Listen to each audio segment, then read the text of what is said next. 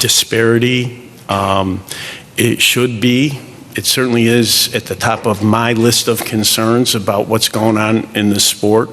When I say I can't be critical of the Dodgers, they're doing what the system allows. If I'm going to be critical of something, it's not going to be the Dodgers, it's going to be the system. He's 100% right. The Dodgers have a payroll of $392 million. The next team is the Mets at $321 million. How are the Pirates? How are the Reds? How are the Rays? How are the Marlins? Any team you want. How are you supposed to compete when a team has got 4 or 5 times your payroll? And you can sit there and say, well, why can't the Pirates spend $392 million?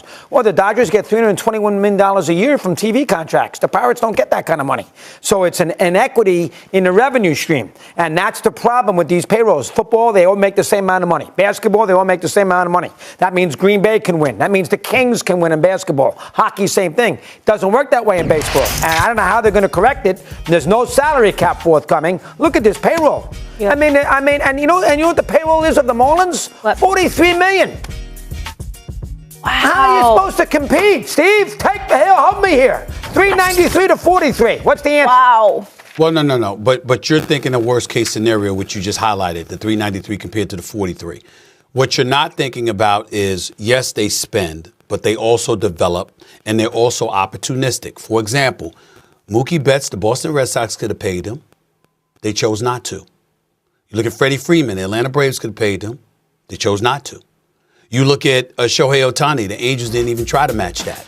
I'm simply saying that there are other teams, not many, but there are several other teams who could have paid these people and wanted to do things differently and have no hardware to show for it.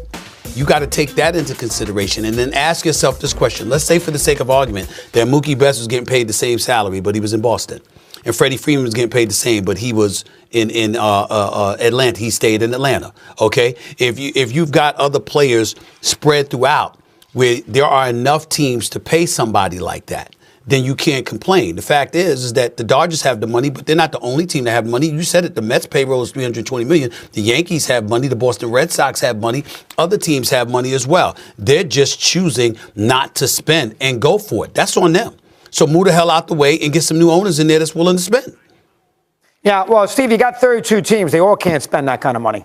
I said they all can't, but I'm talking about if we saw the talent spread out. Let's say, for the sake of argument, Doggy, that 10 different teams had high payrolls, over $250 to $300 million, and they were spending money. But the talent was spread out. It would be different. These dudes are choosing to come to Los Angeles because they like the way the Dodgers do business. It's not just that the Dodgers are spending. It's the way they do business. They're spending, but they're also developing, and they're building something. And a lot of these teams aren't doing that. It's not they're not just buying talent. They're developing it. And they're opportunistic with what they're doing.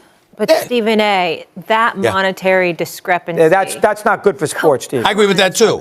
Two things can be true. That discrepancy, you're absolutely right. But I'm talking about there's not one team, there's not even 3 teams in Major League Baseball that could spend that kind of money. There's several teams that could spend. They're choosing not to. If the Dodgers capitalize off of it, it's on them. $43 million? That's correct. And if you're the Pirates, here's what I would say. If you're the owner of the Pirates, hold it out. You want me to spend more money? All right, I'll get my payroll up to $150 million. I'm still $230 million behind the Dodgers. What's the point? You have no shot. You're so far behind the 8 ball. It makes it very difficult. Yeah. And that's the problem that the sport has had forever, and they can't fix it. Football doesn't have it. NBA doesn't have it. NHL doesn't have it. Baseball does. The way it is, baseball will go out of business if this continues. So I'm not disagreeing with y'all.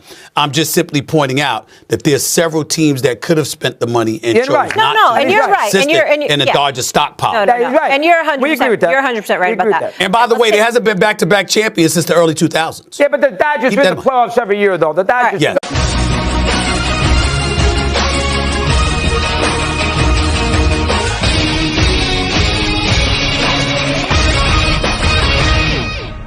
Blockbuster trade? Dodgers could land Nolan Arenado a huge 3-player deal.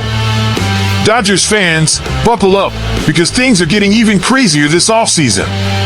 After already making massive moves, the Los Angeles Dodgers could still pull off another blockbuster deal, this time for one of the best defensive third basemen of our era, Nolan Arenado. reports suggest that the St. Louis Cardinals might finally be ready to move on from their star third baseman, and guess what? The Dodgers are one of his preferred destinations. But what would it take to bring Arenado to Los Angeles? And is this a deal worth making? Stick with me as we break down every angle of this potential blockbuster trade. Section 1. Why Arenado to the Dodgers makes sense. The Dodgers have already dominated the offseason, but they might not be done yet. At 33 years old, Arenado is coming off a down year offensively, but he's still an elite defensive third baseman and a respected veteran presence.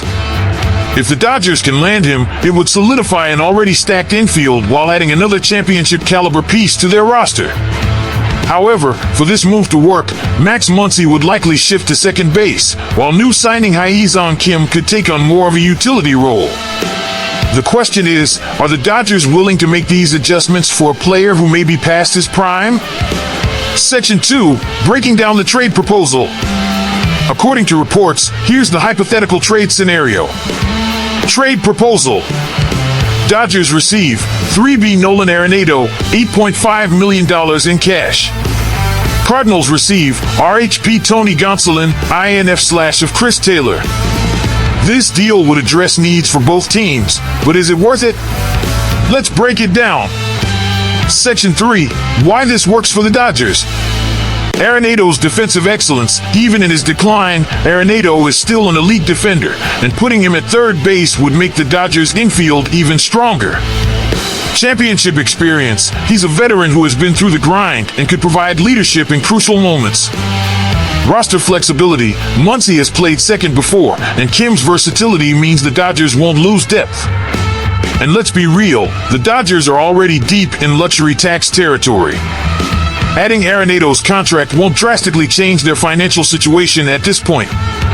Section 4, why this works for the Cardinals. On the flip side, why would St. Louis make this move?